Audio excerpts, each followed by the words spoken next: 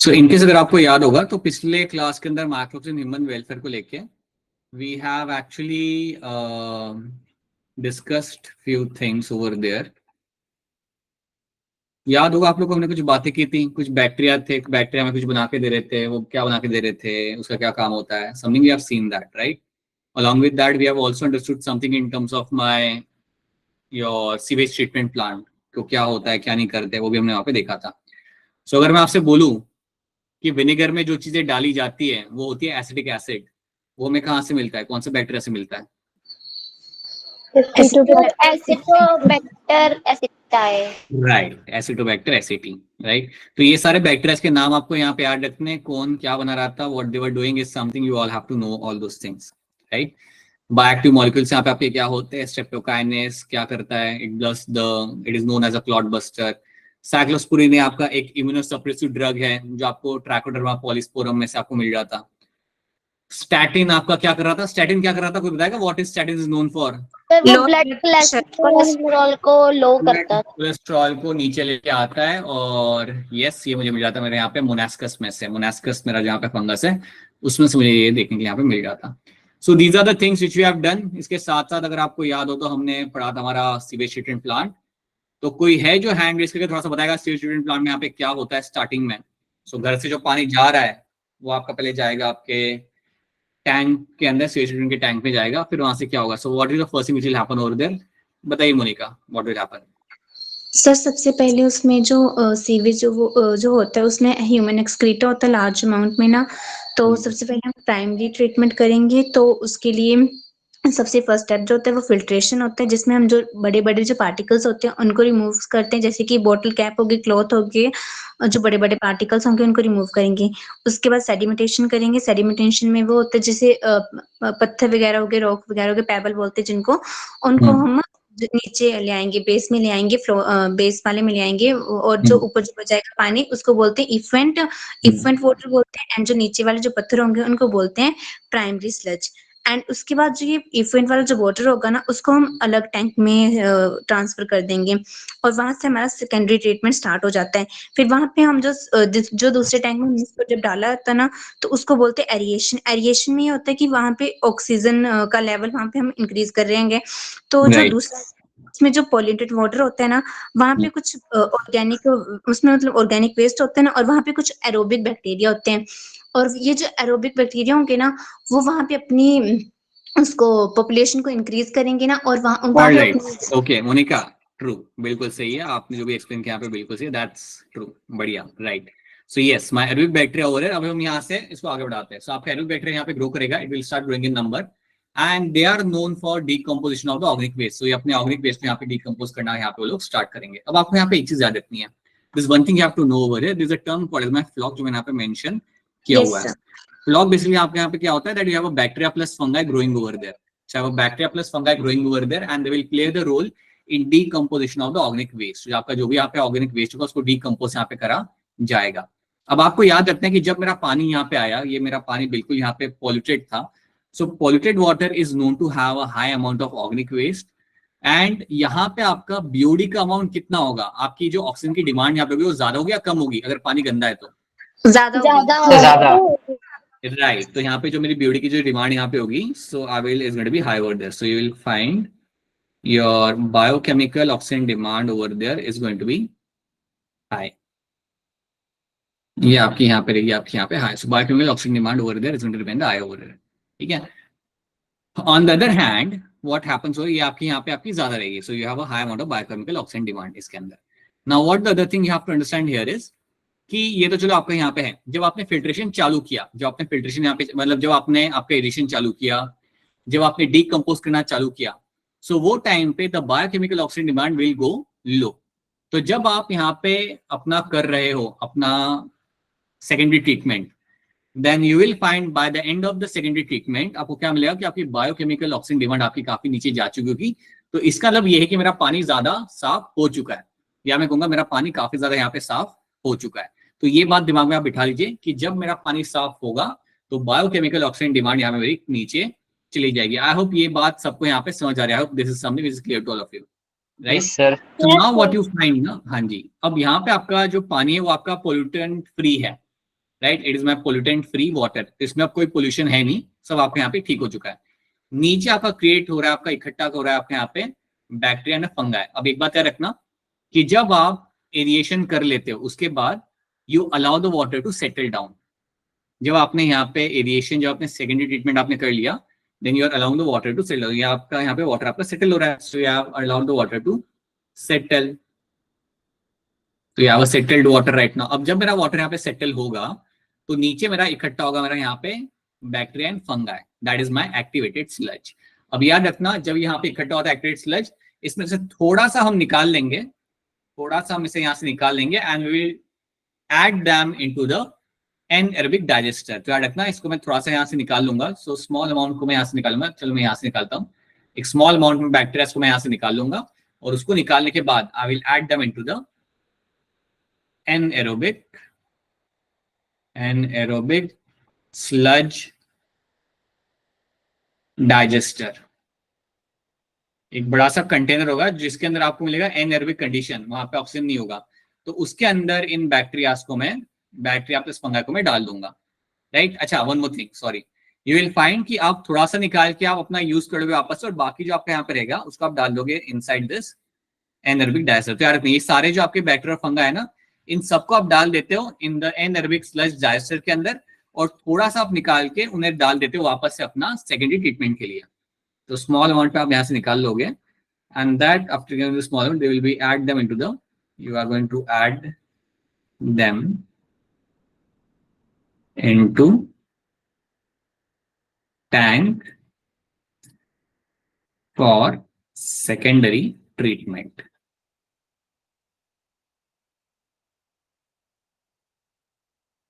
तो ये बात आपको यहाँ पे याद रखनी है कि इसमें से स्मॉल अमाउंट आप यहाँ पे निकालोगे अपने यहाँ पे बैक्टीरियाज को, and you will add them into the tank over there. आप उन्हें इन टैंक में डाल दोगे ताकि वहां पर उनको यूज किया जा सके अपने सेकेंडरी ट्रीटमेंट के लिए। बाकी जो आपके जितने भी रह जाते हैं ना, बाकी जितने भी आपके बैक्टीरिया और फंगा है, उन सबको हम डाल देंगे यहाँ पे एनएरोबिक स्लज डाइजेस्टर के अंदर। जब मैंने यहाँ पे डाल दिया in the anaerobic sludge digester के अंदर, जब मैंने उन्हें यहाँ पे डाल दिया, सो what will happen over here, you will find कि इनको डाइजेस्ट कर लिया जाएगा। दे will be digested by bacteria, so they will be digested by anaerobic bacteria. So anaerobic bacteria जो मेरे यहाँ पे होते हैं उनको वहां पे डाइजेस्ट कर लिया जाएगा, उनको वो लोग डाइजेस्ट कर लेंगे। सो जो आपके यहाँ पे बैक्टीरिया है वो सारे ये जो बैक्टीरिया फंगा है इनको डाइजेस्ट कर देंगे। सो ये बात आपको यहाँ पे याद रखनी है। और जो थोड़ा सा हमने यहाँ पे निकाला था उसको हम वापस यूज करेंगे सेकेंडरी ट्रीटमेंट के लिए, राइट। तो ये कहानी होती है मेरे यहाँ पे सेकेंडरी ट्रीटमेंट के बाद वाली। सो that is what you do. और जो पानी आपका यहाँ पे रह गया है, so this is my pollutant free water, इसको आप नेचुरल बॉडी में आप रिलीज कर सकते हो। हाँ जी अक्षय गुड इवनिंग। हाँ, you will release the water, release them into natural body nearby river या नियर बाय तालाब में आप इसे रिलीज कर सकते हो। That is something you have to know. ये बात आपको यहाँ पे याद रखनी है, ठीक है। सो ये चीजें आपको याद रखनी है। मेरा प्राइमरी ट्रीटमेंट क्या होता है याद रखना आप सब लोग यहाँ पे। देन यू ऑल्सो हैव, जहाँ पे आप फिल्ट्रेशन करते हो पहले, then you do the sedimentation. Sedimentation करने के बाद आपको लेगा आपको यहाँ पे primary sludge, okay, and then you go for your, इसको हम इग्नोर करते हैं, then you go for the secondary treatment. यहाँ पे हम क्या करते हैं, एरेशन प्रोवाइड करते हैं, देख सकते हो आप यहाँ पे, राइट। यहाँ पे आपका फ्लॉक इकट्ठा होगा, bacteria plus fungi will form a floc जो अपना डिकम्पोज करना यहाँ पे चालू करेंगे, और उसी दौरान आपका बीओडी आपका कम होने लगता है। Now what do you find after this, कि जब आपका बीओडी काफी ज्यादा कम हो चुका है, once the BOD of sewage is reduce significantly, the effluent is pass into settling tank. पानी को आप भेजते हो अपने सेटलिंग टैंक के अंदर, जहां पे फ्लॉक्स को आप सेडिमेंट होने दे रहे हो, and that becomes my activated sludge. Activated sludge का थोड़ा सा निकाल के, a small amount which is called my inoculum, I will add them into the secondary tank में, उसे मैं डाल दूंगा। और जो उसके अलावा जो मेरे यहाँ पे एक्टिवेटेड स्लज मेरे यहाँ पे होंगे, they will be dropped into the digester। बाकियों को मैं यहाँ पे I will be adding them into the anaerobic digester के अंदर मैं उन्हें यहाँ पे डाल दूंगा, ठीक है। So sludge bacteria and fungi have been digested over there। तो ये चीज आपको यहाँ पे आ जाए, that is my methane, H2S and CO2 is getting released over there। तो यहाँ पे ये चीज आपको याद रखनी है। और ये जो डाइजेस्टर आपके यहाँ पे होता है ना, ये आपको बायोगैस बना के देगा, जिसको भी हम आगे देखेंगे। सो इतनी चीज याद रखनी है इन terms of my secondary treatment. और उसके बाद आप पानी को छोड़ दो रिवर के स्ट्रीम्स के अंदर. So that is something you have to know. I hope पूरी कहानी आप सबको यहाँ पे समझ आ रही है. द कंप्लीट स्टोरी जो लास्ट टाइम पढ़ी थी आज देख रहे हैं, it's clear to all of you. Yes, sir. ठीक है. और बोला करो, ऐसा अकेला अकेला फील होता है क्लास में. या कीप ऑन सेइंग समथिंग. बताओ मोनिका क्या चाहिए, बोलो.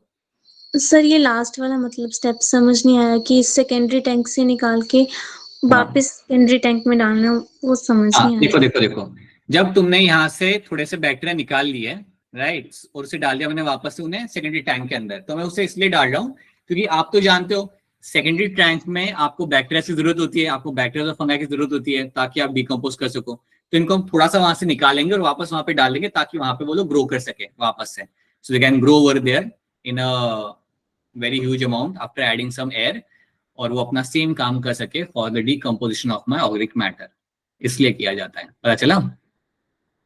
Yes, sir. अरे क्या नहीं पता चल रहा आपको, क्यों परेशान रहते हो? सर ये वाले समझ नहीं आ रहा है कि जो सेकेंडरी टैंक से निकाले ना वो स्लज ना, वो फिर किसने डाला. वो किस में डाला? अच्छा. यस सर, फिर वो वापस फिर से डाल दिया, वो समझ नहीं आया. देखो, यहाँ पे मेरा स्लज इकट्ठा हो गया, बैक्टीरिया फंगाई ने अपना काम कर दिया, वो सेटल हो गए नीचे, वो भी रिलैक्स कर रहे हैं यहाँ पे. जब वो रिलैक्स कर रहे हैं ना, तो हम जानते कि हमारे लिए बड़े काम के थे, इन्होंने हमारा सारा डिकम्पोजिशन किया था, ये बात हम लोग जानते हैं. तो हम इन्हें कैसे जाने दें? सबको जाने हम लोग नहीं देंगे, कुछ को हम यहाँ से निकाल लेंगे. So I will take them out from here. कुछ को हम यहाँ से निकालेंगे कि यार आपने बढ़िया काम किया था, तो इनको हम यहाँ से निकालेंगे. विल टेक देम आउट, सबको नहीं, थोड़ा सा हम यहाँ से निकाल लेंगे और उसको मैं वापस पीछे डाल लूंगा इस टैंक के अंदर. अब इस टैंक में मैं उसे वापस क्यों डाल रहा हूँ पीछे वाले टैंक में? बिकॉज इस टैंक के अंदर हम करते हैं हमारा बायोलॉजिकल ट्रीटमेंट, और यहाँ पे मैं चाहता हूँ कि बैक्टीरिया ग्रो करें. यहाँ पे मैं चाहता हूँ कि under the influence of the oxygen they can grow rapidly and they can increase their number. इसलिए मैंने उन्हें वापस उठा के वहां पे डाल दिया. अगर मैं यहाँ से समझो 7-8-10 बैक्टीरिया में उठाता हूँ और उन्हें वापस डाल देता हूँ यहाँ पे, तो कुछ टाइम में वो 10 के 1000 होंगे, 5000 होंगे, 10,000 होंगे, राइट. और मैं चाहता हूँ वो हो, क्योंकि these bacteria are the one which are helping us to decompose the organic waste. समझ आई मेरी बात मोनिका? Yes sir. और बाकी जो है उनको जाने दो, उनको हम डाइजेस्ट करने के लिए भेज देंगे. So that is something you know. Alright, सो ये हो गया हमारा यहाँ पे. बोलिए तमनप्रीत, बोलिए. सर जो बाद में पानी बनेगा वो पानी पीने लायक होगा? नहीं, वो पानी जो होता है ना, आप उसे नेचुरल वाटर में आप डालोगे. बेसिकली होता है कि जो पानी आपका रह गया ना बन के, अगर आप चाहते हो कि उसे आप वापस से घर पे भेजो लोगों के, तो उसके लिए एक और स्टेप करना पड़ता है. दैट्स अ टर्शियरी ट्रीटमेंट, जहां पे हम करते हैं chlorination, and then you can send the water into the, वापस घरों में आप भेज सकते हो कि जाओ वापरो, मतलब लोगों के लिए. ठीक है. बट ये स्टेप के बाद आप नॉर्मली रिवर में रिलीज कर सकते हो, because even though it's water is very clean, you cannot directly send them for drinking purpose के लिए आप नहीं भेज सकते. एक और स्टेप आपको करना पड़ता है, then you can send them in the household purpose के लिए आप इसे यहाँ पे यूज कर सकते हो. आपने सुना होगा तमनप्रीत, क्लोरिनेशन किया जाता है पानी के अंदर, पानी में क्लोरीन होता है कई बार, you must have heard that. Yes, so Yes, sir. ठीक है. तो ये चीज आपको यहाँ पे याद रखनी है. That is one thing you have to know. अब मिनिस्ट्री ऑफ एनवायरमेंट ने किया था आपका Ganga action plan and Yamuna action plan to save the major rivers of the country from pollution. Under this plan, it is proposed to build a large number of sewage treatment plants so that only treated sewage may be discharged into the rivers. ठीक है.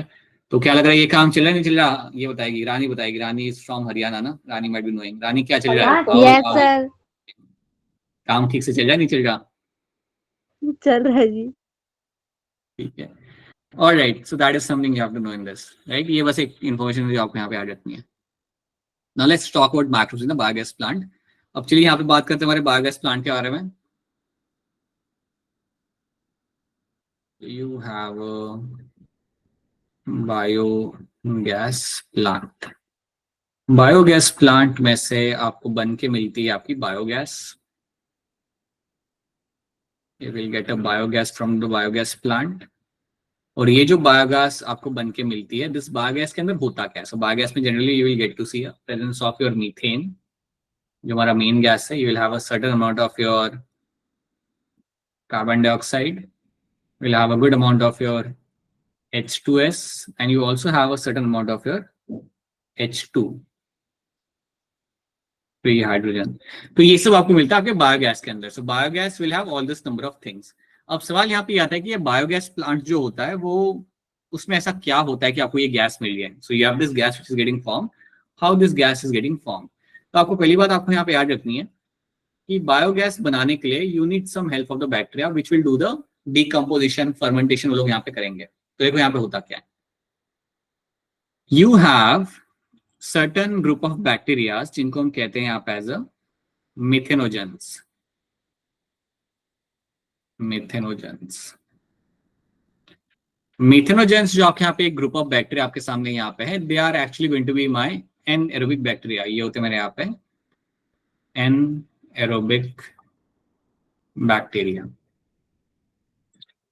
ये जो group है मेरा, this are my group of anaerobic bacteria, जो जिनको चाहिए होता है एनएरोबिक कंडीशन, तभी अपना पॉपुलेशन अपना वहाँ पे इंक्रीज कर सकते हैं। अब आपको यहाँ पे एक बात यहाँ पे आप सबको यहाँ पे याद रखनी है, this one thing you have to know over here is that this methanogens will be having one species, इसमें एक मिलती है, एक जीनस आपको यहाँ पे मिलता है, and that genus is called as my methanobacterium. Methanobacterium ये आपका जीनस है जो आपके लिए बड़ा काम का होता है। अब ये मिथेनोबैक्टीरियम जो आपका यहाँ पे जीनस है, ये ज्यादा हमें कहाँ मिलता है देखने के लिए, तो यू शुड नो दैट ये जीनस आपको मिलेगा in the gut of the cow, और I would say in the gut of the cattle, gut of cattle. Cattle के गट में आपको ये बैक्टीरियाज आपको बहुत ज्यादा अमाउंट में आपको मिलते हैं, और अगर ये कैटल के गट में आपको मिल जाए then obviously they will be also seen in the cow dung. ये आपको इवन मिलेंगे आपके काउ डंग के अंदर। सो अगर ये कैटल के गट में अगर आपको मिल जाए then you can also find them in the cow dung. तो हम यहाँ पे करते क्या, हम काउ डंग को यहाँ पे लेंगे, काउ डंग को हम यहाँ पे इकट्ठा करेंगे एंड काउ डंग को मिक्स करेंगे हमारे वाटर के साथ। So this cow dung will be collected and this cow dung will be mixed with water. So cow dung को हम मिक्स करते हैं पानी के साथ, it will mix with your water, और जब काउ डंग को हम वाटर के साथ मिक्स करते हैं so that becomes a slurry. इसको हम यहाँ पे बोलते हैं एज अ स्लरी।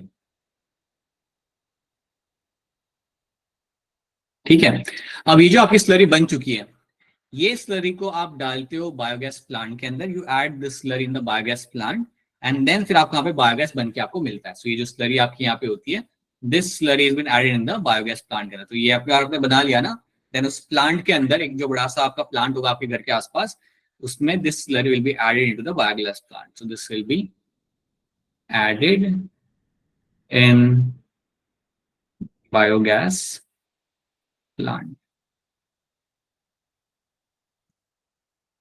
के अंदर आप इसको यहाँ पे ऐड करोगे, और जब आप उसे वहां पे ऐड कर देते हो देन उसके बाद वो अपना काम अपना वहां पे चालू हो जाता है। याद रखना, अभी हम देखते हैं कि बायोगैस प्लांट कितना बड़ा होता है और उसके अंदर आपको क्या चीज होगा आपको वहाँ पे देखने की आपको मिलती है, but they will be added in the biogas plant के अंदर आप उसे वहाँ पे डाल देते हो and then you will find after some time you will find कि आपको वहाँ पे बायोगैस बन के फिर आपको यहाँ पे आएगा।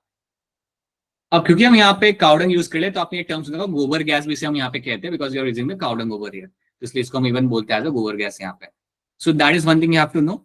तो इस तरीके से ये पैथोजेंस की मदद से हमारा बायोगैस यहाँ पे बना हुआ है, and biogas will have majorly आपको यहाँ पे होगा methane, CO2, H2S and H2 भी आपको यहाँ पे मिल जाएगा। और ये जो आपकी गैस है you can use that as a fuel, मतलब इसको यूज करके आप अपना लाइक खाना बनाने के लिए जैसे गैस यूज करते हैं LPG, वैसे इसे हम यहाँ पे यूज कर सकते हैं। उसके साथ साथ this kind of gas can also be use to generate electricity, right. So lightning के लिए भी आप इसे यूज कर सकते हो, या it is a very good source of fuel actually biogas. तो ये चीज भी आपको यहाँ पे याद रखनी, that is also one thing you should be very clear with. अब हम यहाँ पे समझते हैं, अच्छा एक और चीज, बायोगैस प्लांट के अंदर आप सिर्फ काउडंग नहीं डालते, आप और भी चीजें डाल सकते हो। जो भी ऑर्गेनिक वेस्ट है, समझो अगर आपके घर पे कोई रात को सब्जी बनी थी वो आपने नहीं खाई, तो वो भी लाइक वेस्ट जो आपका है वो भी आप वहां पे डाल सकते हो। If you have some peels of the vegetables और फ्रूट वो भी आप डाल सकते हो। अगर क्रॉप्स में कोई अनवांटेड प्लांट ग्रो कर रहा है उसको भी आप काट के डाल सकते हो। तो इस स्लरी के अंदर you can have number of things can be added in the slurry, उसे डाल दिया जाता है आपके आपके बायोगैस प्लांट के अंदर, right. So now what you get to see in the biogas plant ना, आपको मिलेगा 10 से 15 फीट का एक large concrete container. So will have around 10 से 15 फीट बड़ा आपका यहाँ पे होगा कंक्रीट कंटेनर।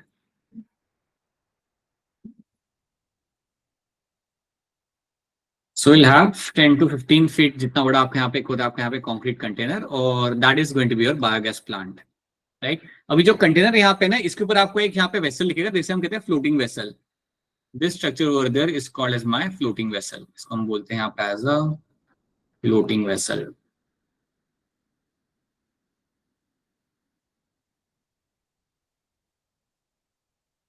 अब फ्लोटिंग वेसल जो आपका यहाँ पे होता है ना, ये पहले आपका नीचे रहेगा, this will mean downward direction. लेकिन जैसे आपके यहाँ पे गैस बनने लगती है, जैसे आपके यहाँ पे गैस बनने लगती है, तो ये वेसल आपका ऊपर आ जाता है। This vessel will start coming up. तो इससे भी आपको आइडिया लग जाता है कि आपकी गैस वहां पे आपकी इकट्ठा हो रही है। So this vessel will start coming in the upper direction. तो ये फ्लोट के ऊपर आ जाएगा जैसे आपके यहाँ पे गैस इकट्ठा होती है। आई होप ये आप इमेजिन कर सकते हो, जैसे आपका इंजेक्शन में नहीं होता समथिंग लाइक दैट, कि अगर आपको पुश आ रहा है पानी का तो अपना वो पीछे आने लगता है। So that is something will find happening in this. जहां पे आप डंग और वाटर को मिक्स करके डाल रहे हो, ये जो आप यहाँ पे स्लरी डाल रहे हो ना, इसे हम कहते हैं इनलेट चेंबर, या इसे हम बोलेंगे यहाँ पे एज इनलेट। इसको हम बोल सकते हैं यहाँ पे एज इनलेट। तो यहाँ पे आप अपने स्लरी को मिक्स करोगे और यहाँ पे आप डाल दोगे तो ये अंदर चला जाएगा, राइट। अब जब आप अपना बायोगैस यहाँ पे अपना जनरेट कर रहे हो, तो उसके बाद जो यहाँ पे वेस्ट हो जाएगा ना, देखो सिंपल सी बात है, अंदर आपके बैक्टीरियाज है, अंदर you have your bacterias and bacteria do the decomposition. It is as simple as that. So bacterias are the one. You have this bacterias, and bacterias are going to do the decomposition. Simple. They will do the decomposition of organic waste. ये करेंगे आपके यहाँ पे decomposition of organic waste. अब अगर आप अपना decomposition यहाँ पे कर रहे हो अपने organic waste का, तो उसके बाद ही आपको भी बायोगैस आपके यहाँ पे मिलेगी। अब याद रखना, ये सब करने के बाद कुछ तो आपको यहाँ पे रह जाता है। That means you get some kind of residues over there. Residues का मतलब यहाँ पे ये होता है कि आपका बाय प्रोडक्ट या से कुछ वेस्ट आपका पे रह जाएगा आफ्टर ऑल द डिकम्पोजिशन। कुछ कंटेंट आपका नीचे यहाँ पे इकट्ठा हो जाता है, उसको हम बोलते हैं यहाँ पे रेसिड्यू। अब रेसिड्यूज जो आपको यहाँ पे मिलते हैं, जो भी आपका डिकम्पोज करने के बाद जो आपका रह गया वहां पे organic matter, this is generally going to be good. This will have a good amount of lignin. इसके अंदर जनरली एक काफी अच्छे अमाउंट में आपका लिग्निन यहाँ पे होता है, and it also has a certain amount of your cellulose. It also has a certain amount of your cellulose. So cellulose और lignin रेसिड्यूज के अंदर काफी यहाँ पे ज्यादा होता है। अब ये जो वेस्ट आपका होता है, जो बायोगैस बनने के बाद वहां पे रह गया, इसको हम यूज कर सकते हैं एज अ मैन्योर। तो इसको मैं बाहर निकालूंगा, इसको मैं निकालूंगा यहाँ पे बाहर, and I will be using this residue as a manure, और मैं इसे जाके अपने खेतों में स्प्रे कर दूंगा। स्प्रे मतलब डाल दूंगा। तो ये है मेरा यहाँ पे outlet chamber. This is going to be my outlet chamber. यहां से मैं अपना जो वेस्ट होता है उसको बाहर निकालता हूँ, जो मेरे अंदर यहाँ पे वेस्ट है उसको मैं बाहर निकालता हूँ, और उसका अगर मैंने यहाँ पे बाहर निकाला फिर मैं इसको यहाँ से निकाल के अपने खेत में जाके उसे डाल दूंगा। So that is called as my manure. सो यहाँ पे आपको जो स्लज मिल रहा है, इसको इवन कह सकते हैं रेसिड्यूज, इसको मैं यहाँ पे यूज कर सकता हूँ as a manure. That is again one of the advantage of the biogas plant की गैस तो मुझे मिल ही रहा है, बट डिकम्पोज करने के बाद जो भी वहां पे रह गया, that is something also I can use as a very good source of manure. तो ये बात आपको यहाँ पे ऐड रखनी है। इसके बाद एक और चीज याद रखना कि यहाँ पे एक नॉब होता है, जो यहाँ पे मेंशन नहीं किया हो, बट एक आपको यहाँ पे नॉब मिल जाएगा, और उस नॉब को अगर आप बंद रखते हो, यहाँ पे एक नॉब होगा, तो अगर आप बंद रखोगे, if you have a knob over there, small knob, अगर आप इस नॉब को बंद रखते हो तो आपकी गैस आगे नहीं जा रही होती, वो यहाँ पे रहती है। मतलब ऐसा मत सोचना कि आपको हमेशा इसे यूज करना ही पड़ेगा, जब आपको जरूरत है तब आप इसे यूज कर सकते हो। तो जब तक आपका ये नॉब बंद रहेगा तब तक आपकी गैस आगे बढ़ेगी नहीं, राइट। लेकिन समझो आपके घर पे मेहमान आ रहे हैं and you need to use extra fuel to make the khana, then you can open this knob and the gas can get inside your house, right. So that is something you have to understand कि इसको आप store कर सकते हो। ये जो gas आपके यहाँ पे बन रही है इसको आप स्टोर करते हो और एज पर द रिक्वायरमेंट आप उसे वहां पे यूज कर सकते हो। तो इतनी चीजें आपको याद रखनी है। इनलेट में से क्या जा रहा होता है, आउटलेट में आपको क्या मिल रहा है। आउटलेट में मुझे मिल रहा है residues which are going to have a lignin and cellulose over there, जिसको हम यूज कर सकते हैं यहाँ पे एज अ मैन्योर की तरह। एंड अंदर जो आपके यहाँ पे स्लरी हमने डाला, slurry can have number of things like your cow dung, water, organic waste, हम सब यहाँ पे डाल देंगे, which ultimately becomes a source of my biogas which will have this 4 gases over there. क्या ये बातें आप सबको यहाँ पे समझ आ रही है? Is this thing clear to all of you? Yes sir. इतनी ही कहानी आपको यहाँ पे याद रखनी है, समझनी। These are the things you have to. हाँ जी तनप्रीत बताइए, जल्दी बताइए जल्दी। सर ये जो था ना, जहाँ पे बैक्टीरिया डिकम्पोजिशन कर रहा था ऑर्गेनिक वेस्ट का। हाँ। सर इस बात थोड़ा सा समझ नहीं आया। अरे अरे, ऑर्गेनिक वेस्ट को हमने यहाँ पे डिकम्पोज कर दिया। Yes waste sir. डिकम्पोज करने के बाद यहाँ पे कुछ मटेरियल आपका रह जाएगा, there is some amount of like residues will remain over there, that residues are known to have a good amount of lignin and cellulose. तो कुछ आपका जो वेस्ट रह गया डिकम्पोज करने के बाद वहां पे, उसको हम यूज करते हैं एज अ मैन्योर, उसको मास निकालेंगे and will be using that as a manure हमारे खेतों के अंदर। तो उसको हम यहाँ पे आउटलेट चेंबर से बाहर निकालेंगे and then we can use them as a manure. तो ये चीज यहाँ पे मेंशन की हुई है, समझ आई मेरी बात? Yes sir. ठीक है, तो ये हमने यहाँ पे कर लिया। अब याद रखना है आपको यहाँ पे बायोगैस प्लांट के बारे में, लाइक जो फर्स्ट बायोगैस प्लांट आपको यहाँ पे था, ये सारे कुछ इंस्टीट्यूट्स की एफर्ट से हमारा यहाँ पे बनाया गया था। So you should know that the picture of biogas plant in the figure, the technology of biogas production was developed in India mainly due to the efforts of Indian agriculture research institute IARI and Khadi and village industries commission.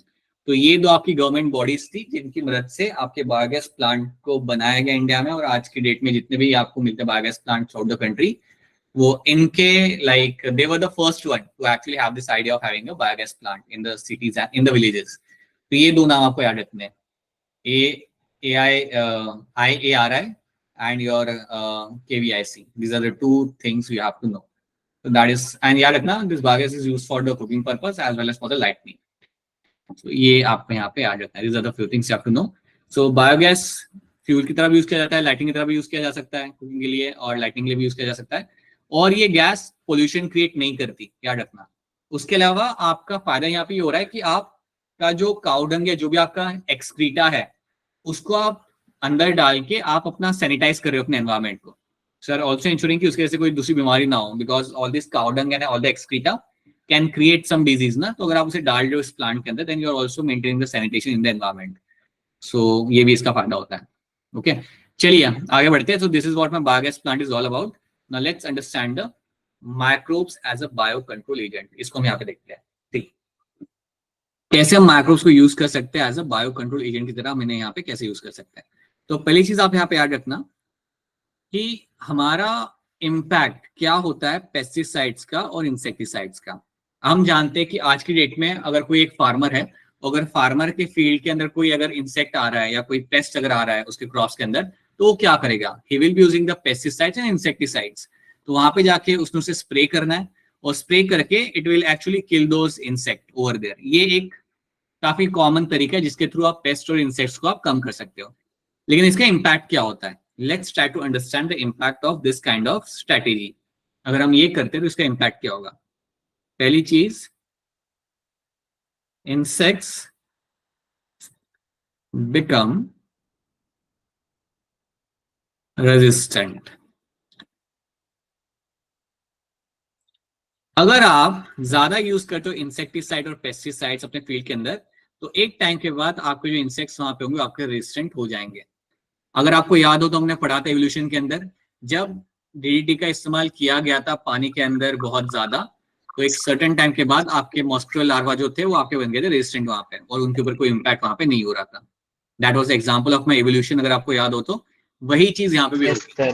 जब आप spray करोगे तो 100 में से 95 insect आपकी death हो गई, लेकिन 5 जो थे वो सर्वाइव कर गए, and now they will increase their number and the population becomes resistant to the insecticide. तो ये एक चीज आपकी यहाँ पे होती है। दूसरी चीज क्या होती है, your environment gets polluted. Second चीज आपके यहाँ पे क्या होती है, योर एनवायरमेंट गेट्स पोल्यूटेड। जब आप इसे ज्यादा यूज करते हो तो आपका जो एनवायरमेंट होगा आसपास का, वो आपके यहाँ पे पोल्यूट हो जाएगा वहां पे, राइट। और जो तीसरी बात यहाँ पे आपको याद रखनी है, that is going to be non targeted species are affected. Non-targeted species are killed.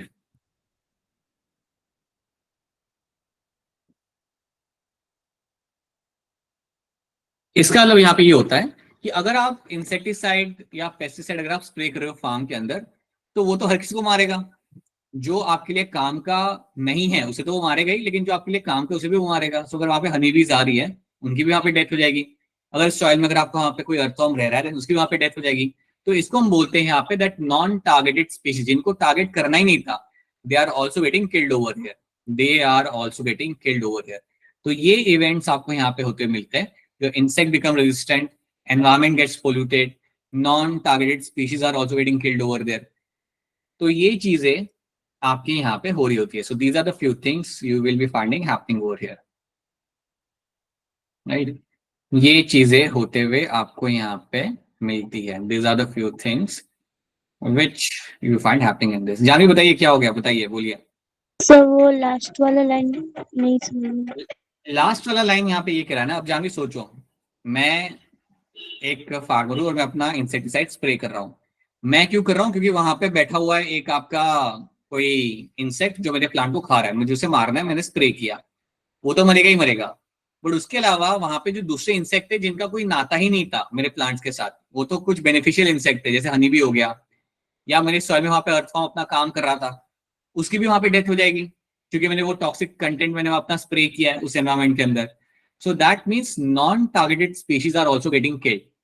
तो जब आप कोई केमिकल इंसेक्टिसाइड या पेस्टिसाइड आप यूज करते हो, जिसको मारना है उसकी तो डेथ होगी ही होगी, लेकिन जिसको नहीं मारना था उसकी भी वहां पे डेथ हो रही है. So that is what it is been mentioned over there. क्या ये बात समझ आई आप सबको अब यहाँ पे? Janvi, is it clear to you? Yes sir. Janvi, हाँ ठीक है. Yes, sir. So that is what you find happening in this. ठीक है. अब आपको यहाँ पे करना क्या है? हमारी स्ट्रेटजी यहाँ पे ये होती है to control all this pest using bio control agent. That means what?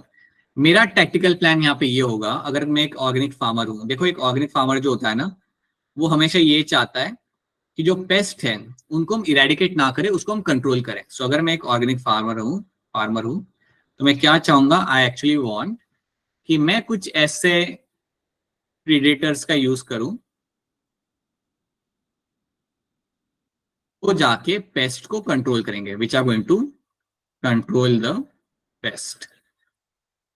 मैं कुछ ऐसे प्रीडेटर्स का इस्तेमाल करूं यहाँ पे जो जाके कंट्रोल करेंगे, which are going to go and control the pest, जो जाके मेरे यहाँ पे पेस्ट को जाके वहां पे करेंगे कंट्रोल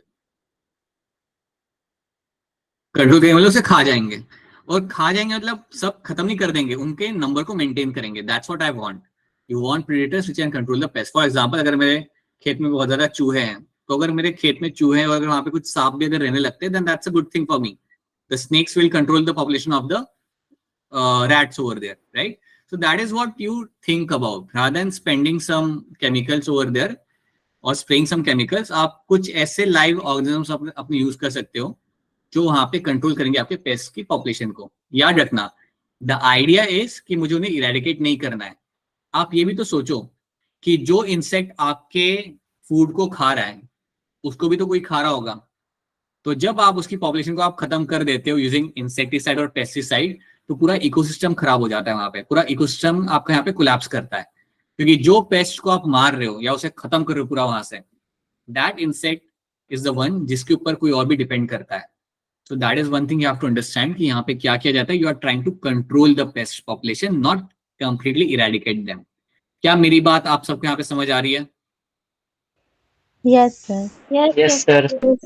बाकी महेश, ओम एंड बाकी सारे लड़के आए हो, आपको भी ये चीजें आपको यहाँ पे समझ आ रही है. This is what you try to do in this. Right? In agriculture, there is a method of controlling the pest that relies on the natural predation rather than the introduced chemical. तो आप चाहते हो कि आप इनको control करो rather than eradicating them and using the natural predators over there. तो अब हम यहाँ पे देखेंगे यहाँ पे एग्जाम्पल यहाँ पे क्या बन के आते हैं. So now let's try to see what is the example of my biocontrol microbes. के एग्जाम्पल मेरे यहाँ पे क्या बन के आएंगे. You can have an example like your ladybug.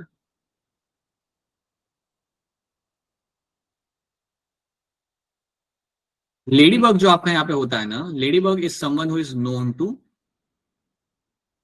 feed on, they are known to feed on aphids. ये aphids पे फीड करता है.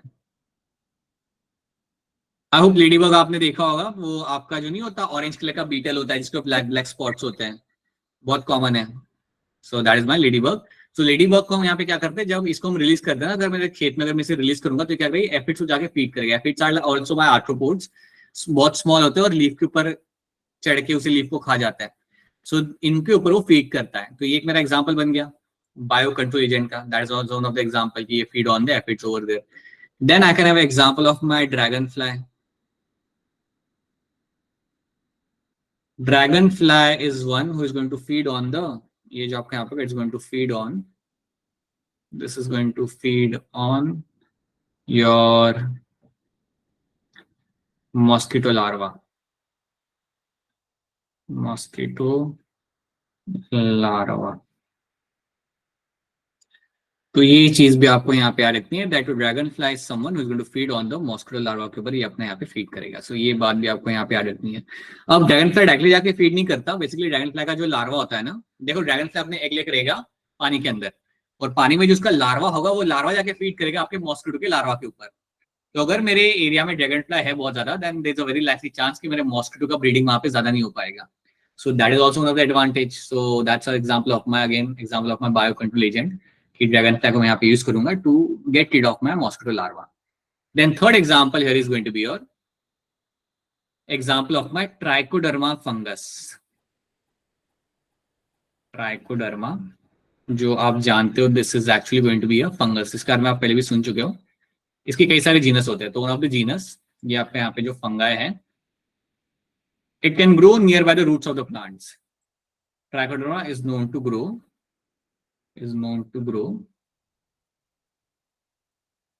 near the roots of plants. Is known to grow near the roots of the plant. और जब ये आपके plants के roots के आसपास से ग्रो करता है तो उसका फायदा क्या होता है? जब ये आपके प्लांट के रूट्स के आसपास से ग्रो करेगा तो उसका फायदा ये होगा कि उस प्लांट के आसपास कोई प्लांट पैथोजन नहीं आता। So when it grows near the roots of the plant, it protects the plant from plant pathogen. So it provides protection. ये प्रोटेक्शन प्रोवाइड करता है किससे? From the plant pathogen. कई सारे प्लांट पैथोजन आपके plant के अंदर नहीं आएंगे क्योंकि आपके प्लांट के पास रह रहा है आपका trichoderma fungus. So that is also going to be one of the advantage you have. ये तीन एग्जांपल आपको यहाँ पे याद रखने। एक तो याद रखना example of my dragon fly वाली कहानी, लेडीबग एंड ट्राइकोडर्मा। ये एक मेरा फंगस है जो प्लांट के रूट्स के आसपास अगर ग्रो करेगा तो आपको फायदा क्या होगा कि दूसरे प्लांट पैथोजेंस आपके प्लांट के अंदर नहीं आएंगे। सो that is the example of my bio control agent. क्या तीन एग्जांपल आप सबको यहाँ पे समझ आ रहे हैं? Yes, sir. सर लास्ट वाला दोबारा। Monika, what is happening? Akshara, what is happening with Monika? Left हो गई थी ना गलती से, तो ये गलती से कैसे लेफ्ट हुआ जाता है ये भी मुझे समझ नहीं आता। अच्छा, क्लिक हो जाता है क्या वो रेड वाले बटन पे? Yes, sir. अच्छा ठीक है। ट्राइकोडर्मा जो आपको होता है ना, एक फंगस है। ये फंगस आपके जनरली प्लांट्स के रूट्स के आसपास ही ग्रो करता है। अगर ये मेरा ट्राइकोडर्मा, अगर मेरा फंगस ग्रो कर रहा है ना मेरे क्रॉप्स के अंदर, मेरे प्लांट्स के रूट्स के पास अगर ये ग्रो कर रहा है, देन इसके वजह से मुझे मिलती है प्रोटेक्शन। किससे? प्लांट पैथोजन से। कई सारे प्लांट पैथोजन आपके हो गए, बैक्टीरिया हो गया, कुछ दूसरे फंगाई हो गए जो प्लांट को डैमेज कर सकते हैं, वो डैमेज नहीं करेंगे if you have this trichoderma growing nearby your plants. ये बात है, that is the third example we have. Yeah. Now let's talk about my Bacillus thuringiensis. इसके बारे में यहाँ पे बात करते हैं। Bacillus thuringiensis आपका यहाँ पे एक बैक्टीरिया है, और ये जो बैक्टीरिया हमारे सामने यहाँ पे है, इस बैक्टीरिया के पास होता है क्राइजीन। यू हैव दिस बैक्टीरिया के अंदर आपको मिलेगा आपका एक क्राइजीन आपको मिलेगा यहाँ पे, और क्रायोजीन में से आपको एक प्रोटीन आपको मिलता है, जैसे क्रायो प्रोटीन आप कह सकते हो, और you can see as some toxic protein यहाँ पे आपको निकल के इसमें से आपको मिलता है। So you have some toxic protein जो आपको इसमें से आपको मिलेगा। सो कहानी को आराम से सुनना। You have this bacteria, bacteria के अंदर एक जीन होता है जिनमें से आपको एक टॉक्सिक प्रोटीन बन के आपको मिलता है, जिसको हम क्रायो प्रोटीन भी हम यहाँ पे कह सकते हैं। ओके, अब ये जो मेरा यहाँ पे जो टॉक्सिक प्रोटीन है ना, ये प्रोटीन यूज किया जाता है to kill many of the insects जो आपके प्लांट्स के ऊपर फीड करते हैं। तो बेसिकली हम करते क्या है, आज की डेट में क्या जाता है कि आप एक स्मॉल पाउच के अंदर, अगर आप एक मार्केट में जाते हो जहां पे आपको एग्रीकल्चर का सामान मिलता है, सो एक स्मॉल पाउच के अंदर you will have, in a small pouch you will have some spores. You will have spores. क्या उस पर लिखा होगा? स्पोर्स ऑफ बीटी कॉटन, और you will have spores of bacillus thuringiensis। और ये जो स्पोर्स होता है, आपको इन्हें क्या करना होता है? इनको आप लेके आओ, एक छोटा सा पाउच होगा, उसको आप पाउच को लेके आओ, उसमें कुछ स्पोर्स होंगे, और उन स्पोर्स को आप मिक्स कर दो पानी के साथ। This will be mixed with water. This will be mixed with water. जब मैं इसको पानी के साथ यहाँ पे मिक्स करता हूँ, when I mix this thing with water over there, then what will happen कि इसको मिक्स करने के बाद, I can spray them on to the plants. अब मैं जाके इसे स्प्रे कर दूंगा। सो मैंने इसको पानी के साथ मिक्स कर दिया, and now you can spray it on plants, you can spray it on plants. और जब आप इसको प्लांट के ऊपर आप स्प्रे करते हो, यहाँ पे जब आप इसको प्लांट के ऊपर स्प्रे करते हो,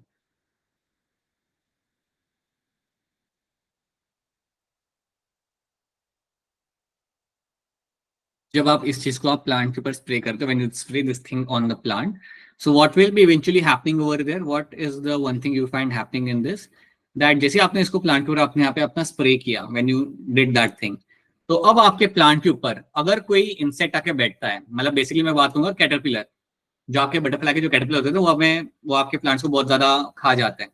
तो जो आपने स्प्रे कर दिया प्लांट्स के ऊपर, then what will happen, now what will happen, the caterpillar, if there is a caterpillar, और अगर कैटरपिलर आके फीड करता है, if tries to feed on the plant, if he tries to feed, अगर वो खाने की कोशिश करता है आपके प्लांट को, तो उससे क्या होगा, ये जो आपका टॉक्सिक प्रोटीन होगा ये उसके पेट में जाएगा, और ये उसके पेट में जाने के बाद it is going to affect the gut, it will target the gut of the, it will target the gut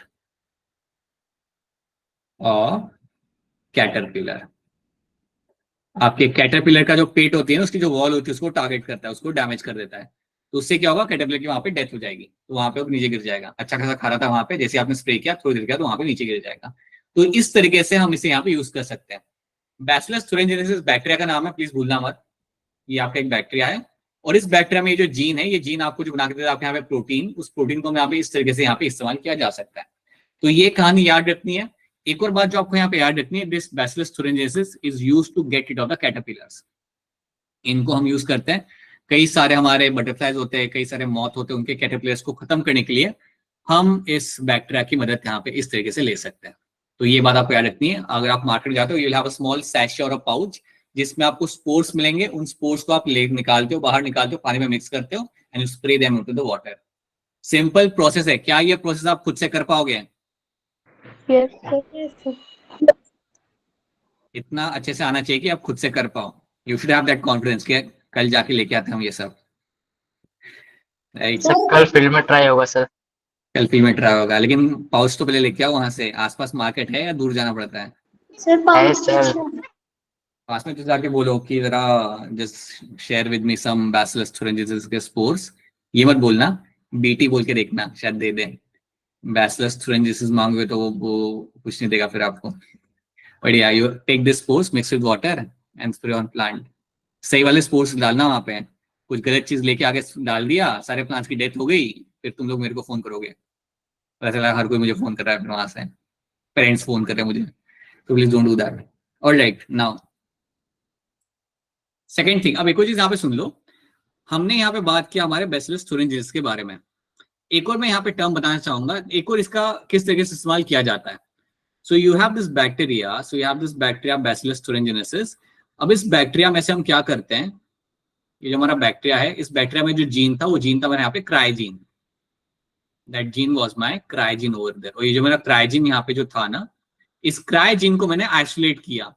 so basically जो मेरा जीन था, इस जीन को मैंने यहां से किया यहाँ पे अपना isolate. So this gene was isolated. तो ये जीन को मैंने यहाँ पे आइसोलेट किया, और ये जीन को आइसोलेट करने के बाद मैंने क्या किया, इस जीन को मैंने डाल दिया प्लांट के अंदर। So this gene was inserted into plant genome। तो ये जीन को निकालने के बाद मैंने उसे वहां पे इंसर्ट कर दिया, किसके अंदर? It was inserted into the plant genome के अंदर। तो ये बात भी आपको यहाँ पे याद रखनी कि क्राई जीन में से मैंने जीन को आइसोलेट किया, और आइसोलेट करने के बाद मैंने उसे इंसर्ट कर दिया कहाँ पे? एक प्लांट जीनोम के अंदर। अब ये मैं खुद से नहीं कर सकता, this is something which is a very different technique this is all happening under the influence of the under the field of my genetic engineering, जहां पे आप जीन को इंसर्ट करते हो और उसे इंसर्ट करते हो आपने प्लांट की जीनोम के अंदर। और प्लांट के अगर जीनोम के अंदर मैंने उसे डाल दिया, प्लांट के डीएनए में उसे डाल दिया, तो सिंपल सी बात है कि वो मेरे प्लांट में आ चुका है। और जो मेरा अब यहाँ पे प्लांट बन चुका है, क्या मैं कह सकता हूं इस प्लांट को as a genetically modified plant? क्या मैं इसे कह सकता हूँ as a genetically modified Yes, plant? sir. Yes, sir. Yes, sir. तो यहाँ पे मेरा जेनेटिकली मॉडिफाइड प्लांट मेरे यहाँ पे बन चुका है। अब देखो यहाँ पे फायदा क्या होता है, ये जो मेरा यहाँ पे प्लांट बन चुका है ना, अब ये प्लांट को कोई आके खाएगा तो उसकी डेथ हो जाएगी। मतलब कोई अगर बैक्टीरिया यहाँ पे आएगा, अगर if a bacteria comes and feeds on the plant, अगर कोई बैक्टीरिया आता है और उस प्लांट पर फीड नॉट बैक्टीरिया सॉरी, अगर कोई इंसेक्ट आता है अगर इस प्लांट को आके फीड करेगा, तो सेम चीज यहाँ पे होगी। जो क्रायोजीन यहाँ पे होगा वो अपना टॉक्सिक प्रोटीन बनाएगा और वो प्रोटीन जाके उस इंसेक्ट के गट को जाके टारगेट करेगा and they will die over there. This is my genetically modified plant. और ये जो भी हमने यहाँ पे किया, whatever we did over there, this all comes under the umbrella of my genetic engineering. ये सब जो हमने यहाँ पे किया, this all comes under the umbrella of my genetic engineering. ये तुम नहीं कर सकते खुद से फिलहाल के लिए, 5 साल बाद कर पाओगे but not now. This is called as my genetic engineering. और ऐसे करके हमने बहुत सारे से प्लांट्स बना चुके हैं। जैसे एक एग्जांपल आपके यहाँ पे होगा बीटी कॉटन। बीटी कॉटन जो कॉटन है, basically this cotton already has a gene of the bacillus thuringiensis। तो ये कॉटन को कोई इंसेक्ट आके खाने की कोशिश नहीं करता, मतलब करता है कोशिश वो तो करेगा, उसको क्या ही मालूम, और उसकी डेथ हो जाती है वहां पे। Second thing you have to know, you also have example of my BT brinjal as well. काफी लोग इसके अगेंस्ट भी है कि अरे कोई फॉरेन जीन आपने डाल के रखा हुआ है, अब बीटी ब्रिंजल मेरा लड़का खाएगा, right? So what will happen? So that is something which is a concern right now. So इसलिए आपने आई थिंक देखा होगा काफी लोग अगेंस्ट होते हैं जेनेटिकली मॉडिफाइड प्लांट्स को लेके, जेनेटिकली मॉडिफाइड ऑर्गेनिजम्स को लेके काफी लोग अगेंस्ट होते हैं कि ये नहीं करना चाहिए, यूज नहीं करना चाहिए, it has some foreign gene इसमें डाला हुआ है, that gene will have a impact on the our health. तो काफी लोग ऐसा कहते हैं। आपका क्या कहना है इस बारे में? आप लोग अगेंस्ट है या आपको चलेगा ये सर सारी चलेगा। चलेगा चलेगा सर। ऑलराइट, ठीक है। So that is something you have to know. I hope ये कहानी आपको समझ आ रही है। तो बैसिलस thuringiensis को इस तरीके से भी यूज किया जाता है और इस इवेंट को है ना हम डिटेल में सीखेंगे हमारे बायोटेक के अंदर। The story of bacillus thuringiensis, you will be understand this story again in detail. ये तो बहुत मैंने ऊपर ऊपर से बताई है, in detail when we see the biotech वाला पार्ट। ठीक है, आओ ये वाली कहानी आप सबको यहाँ पे समझ आ रही है? Yes, sir. Yes, sir. That is something we have done. अब यहाँ पे आपके पास एक ग्रुप ऑफ वायरसेस है, we call them as a baculoviruses. You have one group of viruses over there, we call them baculoviruses are pathogens that attack insect and other arthropods. अब ये जो मेरा ग्रुप है ना, इस ग्रुप के अंदर एक आपका आता है जीनस। In this group you have one genus that is called my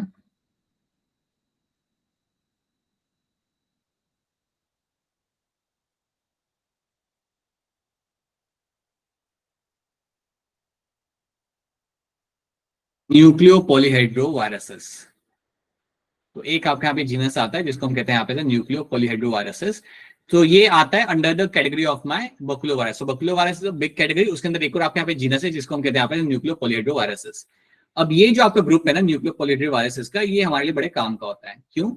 they are known to kill the insects and arthropods जो आपके फार्म के अंदर डैमेज करते हैं। So they are known to kill them, ये इनको जाके खत्म करता है। तो अगर मेरे पास न्यूक्लियोपॉलीहेड्रोवायरस है और अगर मैं उसे जाके स्प्रे कर देता हूँ या मैं रिलीज करता हूँ अपने फार्म के अंदर, तो ये जाके इंसेक्ट्स एंड आर्थ्रोपोड्स को जाके मार डालेगा एंड उनके से आपका डैमेज वहां पे नहीं होता। सो दैट इज अगर एडवांटेज ओवर देयर।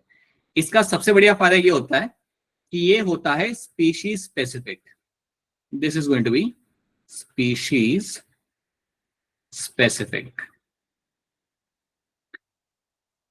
इसका मतलब क्या? इसका मतलब ये, it is a example of my narrow spectrum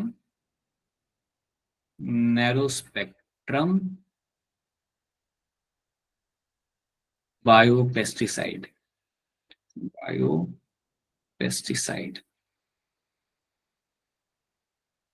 इसका मतलब हम यहाँ पे समझते हैं what do mean by narrow spectrum biopesticide.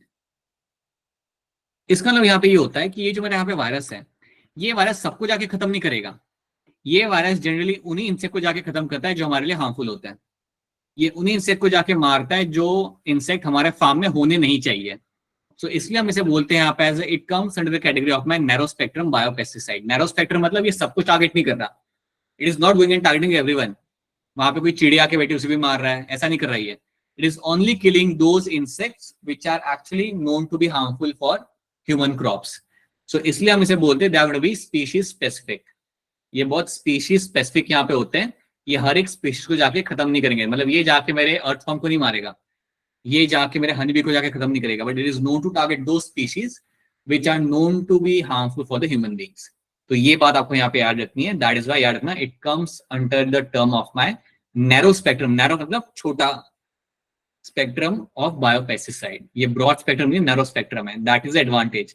ऐसा नहीं कि हर किसी को जाके किल कर रहा है, it is only killing things which are going to be harmful. क्या ये बात आपको यहाँ पे समझ आ रही है? Is this clear to all of you? Yes, sir. Yes, sir. ठीक है, तो ये बात नाम याद रखना और ये याद रखना, ये नैरो स्पेक्ट्रम वाली बात भी याद रखना। कोई चीज समझ नहीं आए तो पूछ लेना, ऐसा नहीं कि पूछ नहीं रहे। So please ask if there is something which is not clear to you. तो ये सारे एग्जांपल आपको याद रखना। एक तो बकुलो वायरस की कहानी याद रखना, दैट्स अ न्यूक्लियोपोलिएड्रो वायरस की बात याद रखना। We have bacillus thuringiensis and then we have this three terms, और ये सब आपको यहाँ पे याद रखना है। These are the few things you have to know, right? This is specially desirable when the beneficial insect are being conserve. ये हम बात कर रहे हैं in terms of the न्यूक्लियोपोलिएड्रो virus.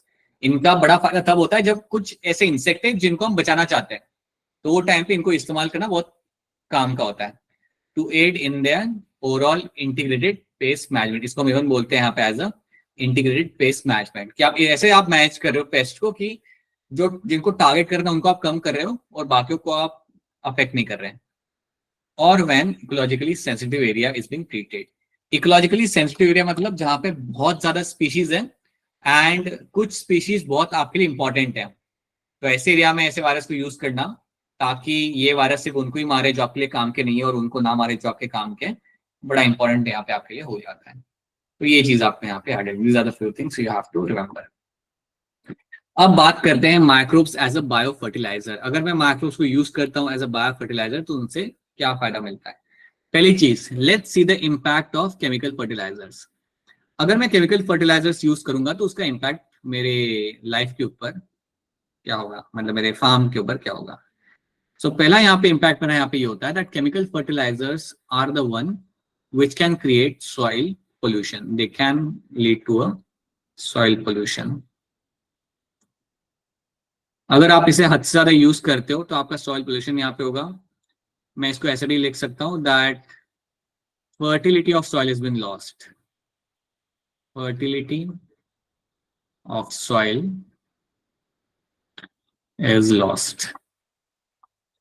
ये तब होता है जब आप बहुत सारा केमिकल फर्टिलाइजर्स यूज करते हो। आप तो ये बात जानते हो, आप में से कुछ लोग यूज भी करते होंगे। बताइए सच्ची, कौन कौन है आप में से जो केमिकल फर्टिलाइजर यूज करता है? जल्दी हैंड रेज करिए, सच बताओ बेटा। कोई भी हैंड नहीं रेज कर रहा है, किया किसी ने?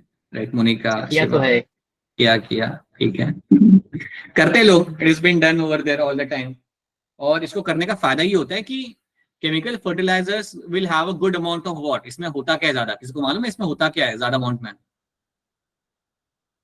It has a good amount of your nitrate, urea, अरे रुको, nitrate and phosphate.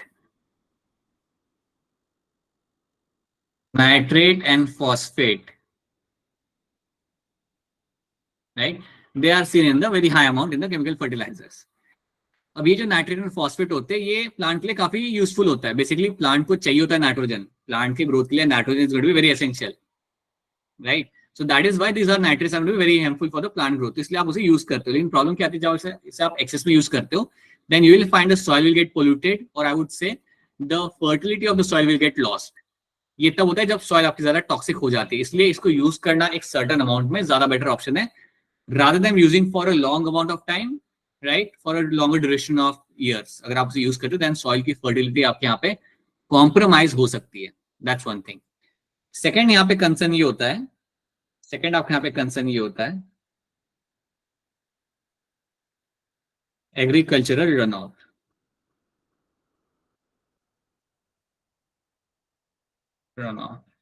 That means what? कि जो भी आपने अपने fertilizers यूज किए हैं वो पानी के साथ साथ एग्रीकल्चर रन ऑफ मतलब पानी के साथ साथ दे will get into the near by water body, they will get inside the near by water body. अगर वो नियर बाय वाटर बॉडी के अंदर आ जाते हैं then that water body will get affected, so that is going to affect the aquatic ecosystem. Now that is going to affect your aquatic ecosystem.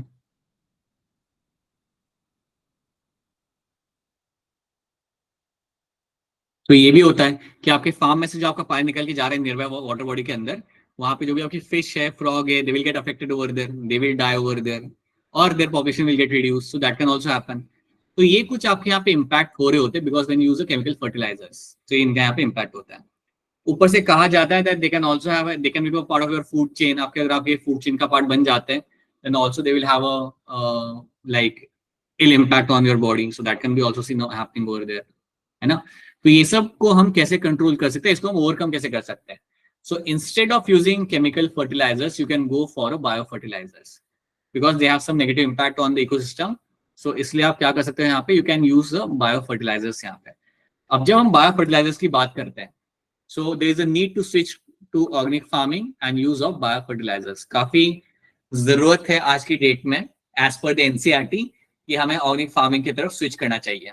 The problem with organic farming is कि it takes time. आपके plant की growth में, उसके fruit के size attend करने में ज्यादा time लग जाता है, बट इन नियर फ्यूचर इसको भी रिजॉल्व कर लिया जाएगा and you might find people will be able to grow plants, fruits, vegetables organic तरीके से and they can also generate a good amount of revenue out of it. But by the way I think I hope आपको मालूम है कि organic fruits काफी महंगे होते हैं, या ऑर्गेनिक वेजिटेबल्स भी काफी ज्यादा महंगी होती है, बहुत महंगे होते हैं। मतलब डजन भर केले आपको मिलेंगे 200 रुपए के, which is much more higher than a normal rate, right? So that is why it is quite, it is not something which has been can be done throughout the country at once, but surely near future में एक कुछ ऐसी techniques आएंगी जिसके through organic farming के through आप जल्दी plant को ग्रो कर पाओगे और ज्यादा ग्रो कर पाओगे। So it might, that might become a case after 20 years down the line, and I hope कि तब तक inside भी थोड़ी change हो जाए। Alright. So biofertilizers are organisms that enrich the nutrient quality of the soil. The main source of biofertilizers are bacteria, fungi and cyanobacteria. इनके वजह से हमारा soil का quality हम यहाँ पे improve कर सकते हैं या enhance कर सकते हैं। For example, you have your one of the best example is my rhizobium. Rhizobium आपका एक यहाँ पे एक बैक्टीरिया है. So rhizobium is going to be a bacteria, and this bacteria is known to live in the roots of leguminous plants. Roots of leguminous plants. अब ये bacteria करता क्या? ये बैक्टीरिया हमने ये देख लिया कि रह रहा है मेरा लेगुमिनस प्लांट्स के रूट्स में, ये रह रहा है, और ये एक सिम्बायोटिक एसोसिएशन आपको यहाँ पे मिलेगा. सिम्बायोसिस मतलब दोनों को फायदा हो रहा है, प्लांट को भी हो रहा है, रूट को भी हो रहा है, सॉरी प्लांट को भी हो रहा है और बैक्टीरिया को हो रहा है. So they are going to show the, this is going to show the symbiotic relationship. This is going to show the symbiotic relationship. अब आपको यहाँ पे समझना ये है कि अगर बैक्टीरिया यहाँ पे रह रहा है प्लांट के रूट के अंदर, तो प्लांट को फायदा ये क्या करके देगा. तो आपको याद रखना है, rhizobium is known for nitrogen fixation. It is known for my nitrogen fixation.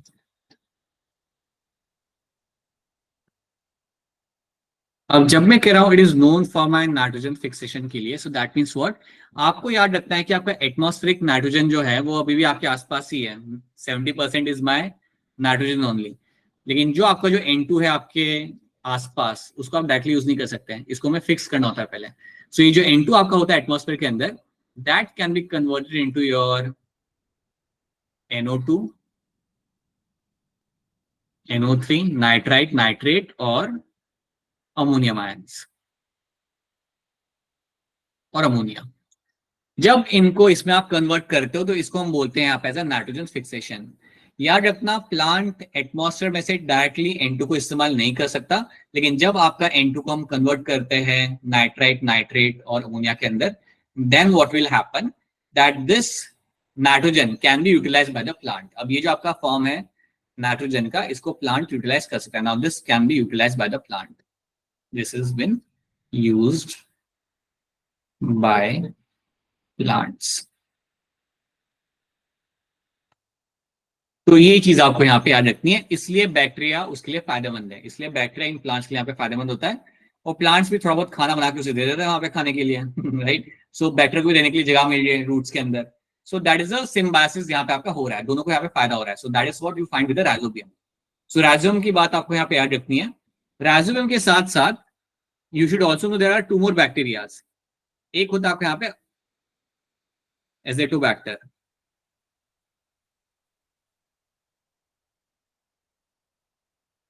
and you have a azospirillum.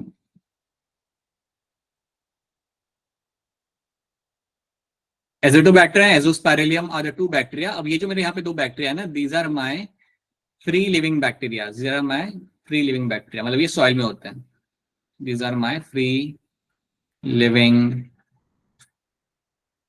bacteria. मेरा यहाँ पे free living bacteria जो मेरे यहाँ पे होगा, this is something you find in the soil. This is something you will be finding in the soil. अब ये free living bacteria मुझे कहाँ मिलता है? I will be finding them in the soil. अब जब मुझे बैक्टीरिया सॉइल में मिल जाए तो ये क्या कर रहा है वहां पे, ये आपका फिक्स करेगा नाइट्रोजन. तो सॉइल में ही रहेगा, नाइट्रोजन को फिक्स करेगा, तो आप सेम चीज वहां पे भी करेगा. It is going to fix the atmospheric nitrogen. तो याद रखना, this is something going to fix atmospheric nitrogen को यहाँ पे आपका फिक्स किया जाएगा. अब जब आप यहाँ पे अपने एटमॉस्फेरिक नाइट्रोजन को यहाँ पे आप फिक्स करोगे, when you fix this thing, so वही सेम चीज आपके यहाँ पे होगी. N2 will convert into your nitrite, nitrate या अमोनिया में कन्वर्ट होगा, और फिर मेरा प्लांट्स उसे आराम से आपसे एब्जॉर्ब कर पाएंगे. आपको ये बात मैंने पहले ही बताई थी कि आपके प्लांट्स को चाहिए होता है नाइट्रेट, नाइट्राइट या नाइट्रोजन का अमाउंट सॉइल में, ताकि वो अपना ग्रोथ कर सके अच्छे तरीके से. यहाँ पे आपको वही चीज होते हुए मिल रही है with the help of bacteria. ज्यादा फायदेमंद है आपके लिए. You don't have to use the chemical fertilizers. You just have to use these bacteria in the soil. You have to let them grow over there. अगर ये वहां पे grow कर रहे हैं, देन आपके सॉइल के अंदर नाइट्रोजन का अमाउंट काफी ज्यादा रहेगा, and you will get benefited over there. क्या ये बात आप सबको यहाँ पे समझ आ रही है? Is this clear to all of you? Yes, sir. Yes, sir. कोई चीज समझ नहीं आ रही तो पूछ लेना, ऐसे नहीं कि यस बोल दिया बस ऐसे ही बोलने के लिए. Just let me know. Alright, then you have, so that is the story of my this bacteria, couple of bacteria. Then you have a fungi over there. Fungi are also known to form a symbiotic association with the plants. जैसे हम यहाँ पे example लेते हैं, हमारे यहाँ पे you have a genus of a fungi जिसको हम बोलते हैं यहाँ पे ग्लोमस. एक जीनस है आपका यहाँ पे, जीनस का नाम है आपका यहाँ पे ग्लोमस. फंगस ही है. अब ये जो ग्लोमस नाम का जो आपके यहाँ पे फंगस है, it lives in the roots of the plants. It has a association with the roots of the plant. It has a association with roots of plants. अब ये जो एसोसिएशन आपको यहाँ पे मिल रहा है, इस एसोसिएशन का एक नाम होता है जो आपने पहले भी सुना है, that is called as my mycorrhiza. That is called as my mycorrhiza. अब मुझे एक यहाँ पे बात बताओ, माइक्रोराइजा टर्म आपने पहले भी सुना था प्लांट किंगडम वाले चैप्टर के अंदर बहुत पहले. Yes, sir. Right. Mycorrhiza is the association between a fungus and the roots of the plant. If you remember this thing, that is nothing but my association between the fungus and the roots of the plant. So that is called as my mycorrhiza. It is the association of the fungus and the roots of the plant. The roots of plant. तो यही चीज आपका Glomus भी आपके यहाँ पे कर रहा होता है. सो ग्लोमस जो आपके यहाँ होता है, it is seen in the roots of the plants में आपको ये देखने को मिल जाएगा. उसके अंदर आपको देखने के लिए आपको ये मिल जाएगा. अब आपको यहाँ पे याद ये रखना है कि जब मेरा यहाँ पे ग्लोमस वहां पे ग्रो कर रहा है आपके रूट्स के अंदर, प्लांट के अंदर, तो इससे फायदा क्या होता है? What is the advantage you have over there? Advantage ये होगा that surface area of the roots is going to increase because of this association, because of this mycorrhiza association. What happens? Surface area of the roots is going to increase. Surface area of roots is going to increase. Is going to increase. अगर यहाँ पे मेरा surface area increase होगा, if there is going to be increase in the surface area, then उसका फायदा क्या होता है? If there is an increase in the surface area, then आपको यहाँ पे याद रखना है कि अगर मेरा यहाँ पे सरफेस एरिया इंक्रीज किया जाएगा, then that will help in absorption of, this will increase the absorption of my water and the nutrients. So it is going to increase absorption of everything, absorption of water as well as all the other nutrients. लेकिन हम यहाँ पे एक और नाम याद रखते हैं, that's my phosphorus. क्योंकि एनसीईआरटी में ये स्पेसिफिकली मेंशन किया हुआ है, याद रखना आपका फॉस्फोरस और कई सारे बाकी न्यूट्रिएंट्स जो आपके यहाँ पे होते हैं उसे आप एब्जॉर्ब कर पाते हो ज्यादा आसानी से. तो अगर ये फंगस मेरे रूट्स के अंदर रह रहा है, मेरे प्लांट के रूट के अंदर, तो उससे क्या हो रहा है कि रूट्स का सरफेस एरिया यहाँ पे इंक्रीज होता है. तो आप बहुत आराम से वाटर हो गया, फॉस्फोरस हो गया, नाइट्रेट हो गया या दूसरे न्यूट्रिएंट्स हो गए, you can absorb them very easily. And that is the example of my having this fungus in the roots. So this association is called as my mycorrhiza. So याद रखना mycorrhiza fungus का नाम नहीं है. Mycorrhiza is a association between the fungus and the roots of the plant. और ये भी आपका example बनता है मेरा यहाँ पे symbiosis का. This also becomes example of my symbiosis. This also is the example of my symbiosis. जहाँ पे दोनों को फायदा मिल रहा है. आपके प्लांट्स को तो मिल रहा है एक ऐसा स्ट्रक्चर जिससे आप ज्यादा चीजें एब्जॉर्ब कर पाओगे, और रूट्स को यहाँ पे थोड़ा बहुत खाने के लिए मिल जाता है खाना. प्लांट जितना खाना बनाता है स्टार्च, थोड़ा बहुत उसको भी दे देता है खाने के लिए. So that's what you find happening over there. क्या ये वाली बात सबको समझ आ रही है? याद रहेगा आपको ये सब? Yes sir. Yes sir. Energy खत्म हो गई सबकी इतने जल्दी? अरे ग्लूकॉन डी पियो सर. तो शिवा की है सिर्फ, बाकी लड़कियां लोग क्या बेटा ये क्या चल रहा है? What is happening? हाँ दीपिका, काजल, व्हाट इज दिस? काजल आपको तो उत्तराखंड का बैच संभालना था पूरा, और आप कुछ बोल ही नहीं रहे हो यहाँ पे. Alright, so that is something you have to know over here. So plant having such association shows other benefits also, such as resistant to root-borne pathogens. सब याद रखना जब ऐसा कोई association आपको मिलता है ना, mycorrhiza जैसा association, तो उसके और भी फायदे होते हैं. जैसे your plant is going to show resistance to root-borne pathogen, वहां पे pathogens आ नहीं पाते हैं, उनसे आप बच पाते हो. Tolerance to salinity, अगर आपके सॉइल के अंदर salinity, सॉइल का कंटेंट अगर बढ़ता है तो जनरली प्लांट की डेथ हो जाती है. याद रखना अगर सॉइल के अंदर अगर आपके प्लांट, अगर आपका सॉल्ट का कंटेंट अगर बढ़ेगा, देन उससे क्या होगा, आपके प्लांट की यहाँ पे डेथ हो जाएगी. बट यहाँ पे ऐसा नहीं होता. क्यों नहीं होता? Because you have some fungus over there growing along with the plant, and that actually makes it more tolerate to salinity. तो आपका प्लांट वहां पे आपका आराम से सर्वाइव कर पाता है. सिमिलर थिंग होती है ड्राउट के साथ. अगर सूखा पड़ गया तो जिन प्लांट के साथ होगा आपका माइकोराइजा वाला एसोसिएशन, जिन प्लांट के साथ ग्लोमस होगा, जिन प्लांट के साथ वो फंगस होगा, then those plant will be able to survive much more efficiently in drought condition then other plants. तो ये भी एक फायदा होता है. And this will overall increase the growth of the plant and development. तो ये बात आपको यहाँ पे याद रखनी है, ठीक है. And the last thing is going to be your cyanobacteria.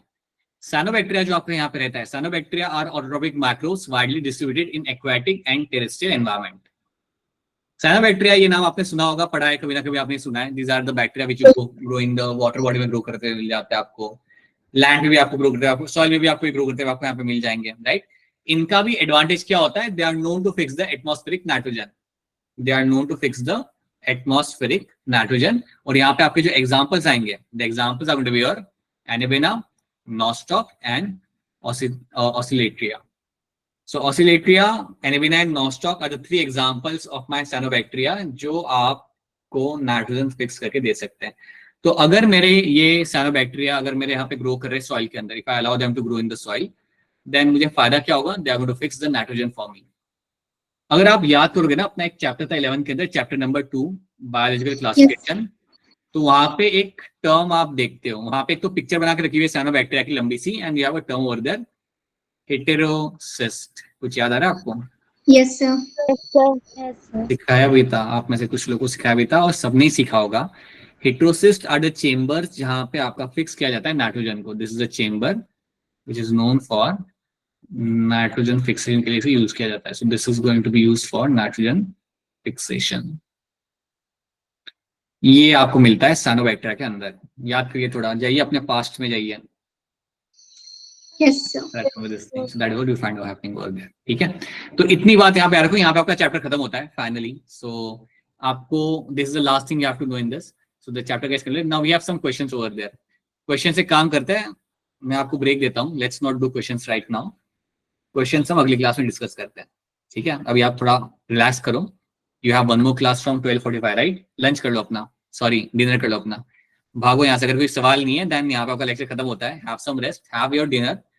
You still have half an hour ना, so half an hour enough होता है डिनर करने के लिए. So if you want to have your dinner, please have your dinner right now quickly and then you have class at 8:45. Miss मत करना class लेकिन, ठीक है? By the way, I hope यहाँ तक चीजें आपको समझ आ चुकी है. We are done with all this things. How it's Yes, all of sir. Yes, sir. Yes sir. और खुद से पढ़ लेना, एनसीईआरटी में से भी देख लेना. कोई चीज अगर समझ ना आए then please get back to me. Okay, sir. Alright, chalo then. We'll catch you again after some time. So have some rest. And तो ये chill कौन सा then. लेक्चर था चैप्टर का? कौन से चैप्टर का लेक्चर है? नो सर, एक कौन सा लेक्चर है इस चैप्टर का? सेकंड या third? This is the second lecture. Sir बहुत छोटा था. छोटा ही है.